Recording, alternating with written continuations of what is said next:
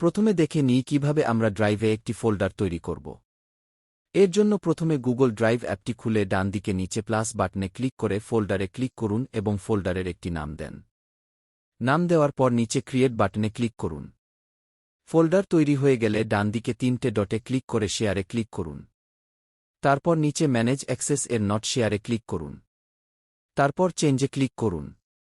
তারপর রেস্ট্রিক্টে ক্লিক করে anyone with the link করুন। তাহলে এই ফোল্ডারটি পাবলিক হয়ে যাবে।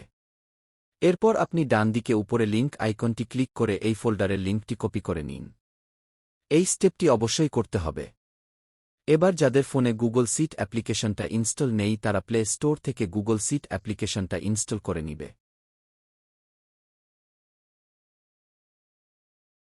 আমার ফোনে গুগল সিট অ্যাপ্লিকেশনটা ইনস্টল করা আছে।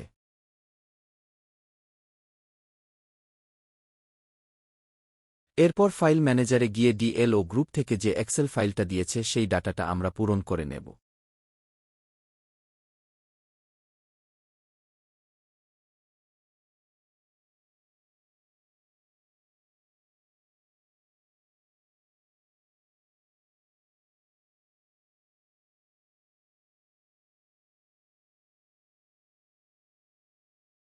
লাইব্রেরির নাম এবং ঠিকানা লেখা হয়ে গেলে এই library image in and out লিঙ্কে আমরা যে আগে গুগল ড্রাইভের লিঙ্কটা কপি করে রেখেছিলাম এখানে পেস্ট করে দেব।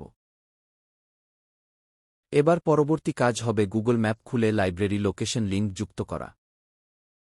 এই কাজের জন্য ইন্টারনেট কানেকশন অন রাখতে হবে। ম্যাপ খোলার কিছুক্ষণ পর দেখব আমরা যেখানে আমি আছি অর্থাৎ লাইব্রেরির লোকেশনটা দেখাবে। আমি এখন বাড়িতে আছি, তাই আমার বাড়ির লোকেশনটাই দেখাচ্ছে। তো আমি বাড়ির লোকেশনটাই আপাতত ক্লিক করে এখানে শেয়ার বাটনটায় ক্লিক করব এবং লিঙ্কটি কপি করে নেব। লিঙ্কটি কপি হয়ে গেলে আবার এক্সেলটি খুলব এবং এক্সেল এ গুগল ম্যাপস লিঙ্কের যে সেলটা আছে সেখানে ক্লিক করে পেস্ট করে দেব। আমার কিন্তু ডাটাটা পূরণ হয়ে গেল। এবার আমার হবে এই এক্সেলটা সেভ করা। তো এখন ডেটা সেভ নেই। উপরে ওই ক্রস বাটনে ক্লিক করে নিচে সেভে ক্লিক করব। তারপর ডিভাইসে ক্লিক করব। ডিভাইসে ক্লিক করার পর কোনো লোকেশনে সেভ করব সেটা একটু দেখতে হবে। আমি সাধারণত এই ফাইলগুলো ডকুমেন্টসে সেভ করি, এটা আপনার দেখে নেবেন। এবার ফাইলটার নাম দিয়ে দিলাম, আমি দিলাম মজলিসপুর জিপিএস ডেটা। এই নামে ফাইলটা আমি সেভ করে দিলাম। তাহলে আমার যখন মেইল করব তখন ফাইলটা খুঁজে পেতে সুবিধা হবে। আমরা ফাইল খুলে একবার দেখে নিতেও পারি যে এক্সেল ডেটা সেভ হয়েছে কিনা। তো দেখছি আমার ফাইলটা ঠিকঠাকই সেভ হয়েছে। এবার আমাদের নেক্সট স্টেপ হবে লাইব্রেরির যে ছবিগুলো আমরা তুলেছি সেগুলো গুগল ড্রাইভে আপলোড করা। তো আমি এখানে গ্যালারি থেকে 8টি স্যাম্পল ছবি রেখে দিয়েছি। এগুলোই আমি ড্রাইভে আপলোড করব।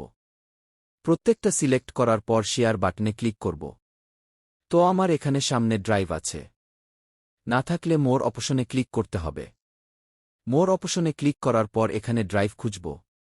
ড্রাইভে ক্লিক করার পর আমার লাইব্রেরির অ্যাকাউন্ট বা নিজের পার্সোনাল ইমেইলটা দেব যেখানে আমি ফোল্ডার তৈরি করেছিলাম এবং মাই ড্রাইভে গিয়ে আমার যে ফোল্ডারটা আজকে বানিয়েছি সেটা সিলেক্ট করব। সিলেক্ট করার পর আপলোড বাটনে ক্লিক করব। তো ম্যাক্সিমাম টাইম প্রত্যেকের আপলোড হয়ে যাবে। আমরা নোটিফিকেশন এরিয়া স্ক্রোল করে দেখে নিতে পারি। এই যে এখন যদি কারোর আপলোড পজ থাকে যেমন আমার আছে এখানে ক্লিক করার পর চেঞ্জ সেটিং এ যেতে হবে। চেঞ্জ সেটিং এ ক্লিক করার পর এই ট্রান্সফার ওভার অনলি ওয়াইফাই এটাকে অফ করে দেব। তাহলে কি হবে? আমার যে মোবাইল ডাটাতেও ফাইলগুলো আপলোড হয়ে যাবে।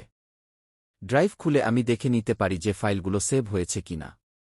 ফোল্ডারে গিয়ে দেখব যে আমার 8টা ফাইলেই সেভ হয়ে গেছে।